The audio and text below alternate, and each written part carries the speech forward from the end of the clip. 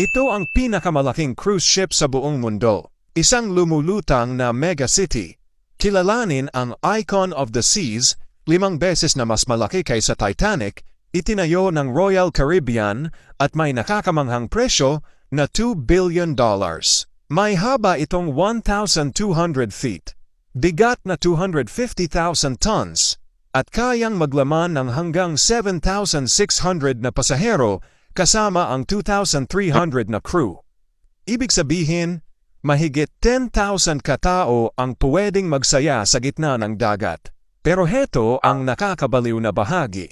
Meron itong pinakamalaking water park sa dagat na may 7 swimming pools, 6 water slides, at kahit isang free-fall drop ride na diretso sa ibabaw ng karagatan. Hindi lang iyon, dahil mayroon ding totoong Central Park, sa loob na may mahigit 30,000 na buhay na halaman, dagdag pa ang mga bars, teatro, ice rink, at skywalk kung saan pwede kang kumain, mag-relax, at mag-explore. Para bang makakalimutan mong may lupa pa.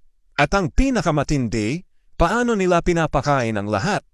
Tinatayang 30,000 na pagkain ang inihahanda bawat araw, gamit ang mahigit 200,000 pounds ng pagkain kada linggo. Para na itong pabrika ang laki ng kusina, at ang supplies ay nire-restock pa ng mga supply ships habang nasa gitna ng karagatan.